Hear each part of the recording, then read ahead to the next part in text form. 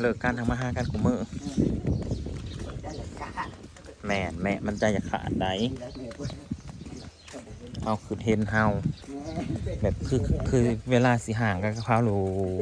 ใจกับสิลุสิขาดไหมเอ้ยบ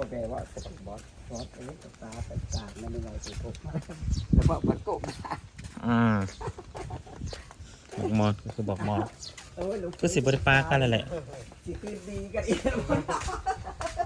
จะไปเลิกล่าแทบจากแม่มานั่งแม่ไปนั่งคนหายเขาแล้วแหละสิเลิกกันแสดงกับมาหากันคุมมือบ่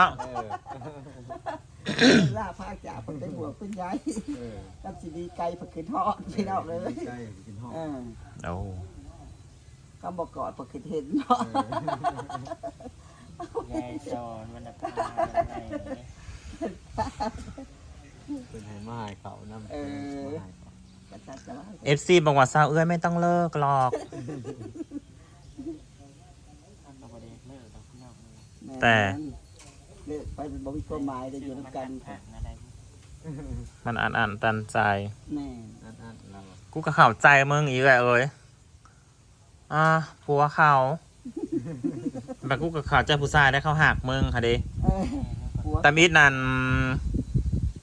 FC หลายคนก็ว่ามันแม่นแท้บ่มันแม่นจริงบ่มันแม่นสร้างคอนเทนต์บ่พี่น้องเบิ่งเอาคลิปมื้อวานนี่แหละผู้อยู่น้องกันผู้อยู่น้ำกินกับมันบ่แม่นเท็จตัวจริงแท้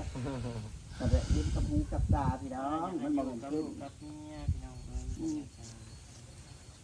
เราจะได้เข้าไปในครอบครัวดีถ้าสิป้าลูกป้าเมียมาหาเฮามาอยู่กับเฮามันก็สิบ่คือบ่ได้เนาะแม่นเดี๋ยวก็หานอนกอดความเหงาในวันที่เขาไม่มาอยากโทรไปหาก็กลัวพันยาของเธอรับสายอันนี้เยอะเพ่งออกมาเลยเราว่าแม่นว่าที่มาปลายเพียงเก่ามันว่าสิติดจะคุยกันได้คือกับปกติหักเป็นแบบเป็นแบบสามีภรรยาจะหักแบบอื่นแบบน่าจะเป็นแบบใหม่เนาะบัดนี้ถ้าว่าวันเลิกล่าแบบใหม่ในแบบใดวะเป็นลูกหลานบ่ได้ลูกขอทำใจดีกว่าแม่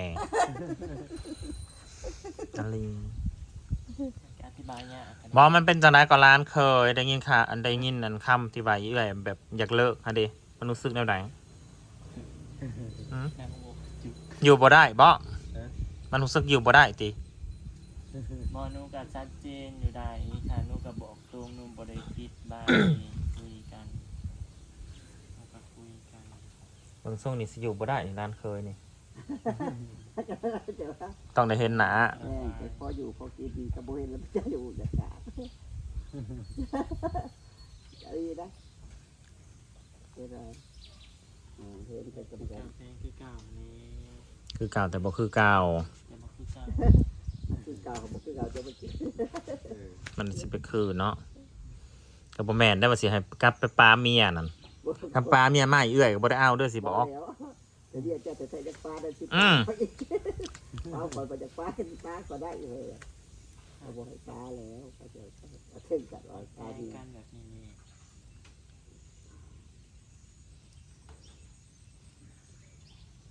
ก็คือบอกอะไรมานอนเซิงให้มันจะคืนก็ว่ากันไปบ่แม่อีแม่พ่อมบ่พร้อมแม่ผู้หมักเซิงเลยอีแม่สิพ่อมสิเซิงลูกเคยบ่แม่บ่ว่าบ่ตอนนี้บ่พ่อมเคยก็เป็นลูกเคยก่อนบ่เคยขัดป้าได้รับแบ่งกันได้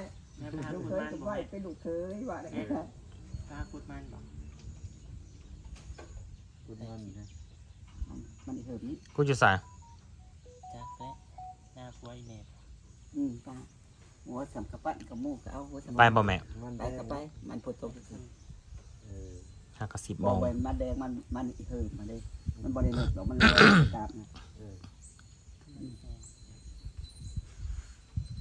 มันบริขี้เราคือมันถึกพอมันดิบครับอันมันรอใจสิลุสิคาดบ่ได้ยินว่าเขาบอกป้าเลย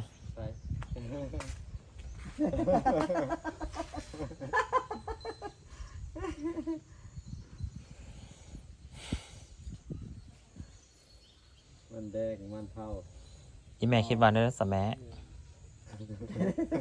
อีเมซอนคิดว่าได้เนาะ ว่าจะสิได้ผิดเลยนะคะบ่อยากให้เลิกล่าพระจากมันเป็นผมมาแล้วนี่จะอยู่ตะกี้ เลิกเนี่ยคือเก้าคือ กันเลิกแล้วบ่ คือเก่าของบอกคือเก่า ผิดวางประเดี๋ยวบางทีนี่ขี้ผามือผมมานอนบ้านนั่งไม่ใช่ก็บ่ไปสุกนอนได้ก็บ่รับเขาก็เดิมแซ่บๆก็คืนก็บ่อยากลง เขาจะจ่อย ได้พี่น้องเขาใจความผิด เนาะ ได้ ก็ เขา จะอ หา ยู่ ค ตะ น กี้ ผิด อีไงมึงต้องยอมรับในความสวยของมึงเด้อผู้ชายลืมมึงบ่ลง สวยตรงไหน มึงต้องยอมรับมึงถามติสนะมึงหันไปถามบ่ จะหาก่อยบอลได้ เจ้าคือตาถอยบ่ได้ ก็ได้ก่อนได้ อืม เพราะแม่นว่าลืมดอกให้มันก็ลืมบ่ง่ายพี่น้องเนาะถ้าจะไปลืมง่ายได้เนาะ ถามผู้ชายว่าเจ้าตาถอยบ่ได้บ่ได้ มันเป็นความสัมพันธ์แบบผัวเมียกับความสัมพันธ์แบบพี่น้องแบบคนหัวใจ ผัวเมีย ต่อไปคล้ายๆว่าอีกนิดนึงก็คือลดสถานะนะพี่น้อง โอ้ยดารา มันอธิบายบ่ถือที่การค่ะ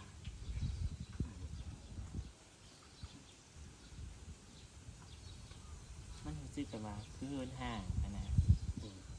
แม่นอย่างผู้ชายเขาจะห่างครับอีแม่เสียง มึงหมั่นใจปานนั้นที่ว่าผู้ชายหักมึงเออ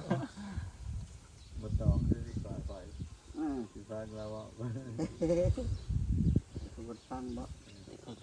นุ่งกระบอกเรา อีแม่ปอบลูกเคยนะแม่ลูกเคยกำลังอกหักได้เลยนี่นะลูกเคยอีแม่นะอกหักแต่มันฝืนตอนนี้นะ โอ้ย อีหลี แล้วข้อขารักษาได้จากเคยติดแล้ว โอ้โหดอ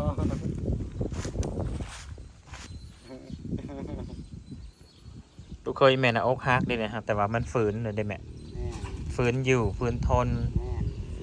แบบหลอกตัวเองในทางที่กระเทยนะบ่ได้หักแล้วเด้ แม่ก็ได้ยินแล้วว่าอ่านกัน ลูกอม แต่ปากอีเทยแต่ปากอีกระเทยกับแข็งเขาสิไปต่อกับบ่ไหวกระเทยก็ได้ถ้าสิจบกับทำใจบ่ได้ ลำบาก กระเทยก็ได้คือว่าแล้วกระเทยก็งาม บ่ได้ว่า สวย งามบ่ได้ สวยพุดผ่องแม่กระเทยก็งามแพงแม่ โอ้ย งามได้แม่อะไรได้กระเทยนะ ลูกมันก็ได้แม่แล้ว ลูกมันก็งามได้แม่ แม่งามบ่ แม่ไปเจอแล้วก็ไปเจอแล้วมักม่วงมันบ่เป็นมักพร้าวได้ น่ะ แม่ลูกบ่เป็นหนกม่วงข้าวแม่ หวานชุบ แม่มันบ่แม่นบางฝ่าแม่มันกระเทย กระเทยแล้วจะว่า